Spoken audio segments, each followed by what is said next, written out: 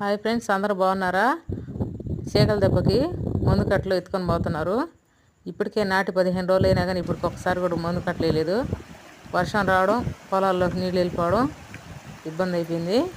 ఈరోజు ధైర్యం చేసి అందరూ చల్లుతున్నారని మేము చల్లుతున్నాము. ఆ మామిడి కాలంలో ఇలాగ మందు కట్టలు ఎత్తుకొని వెళ్ళాలి.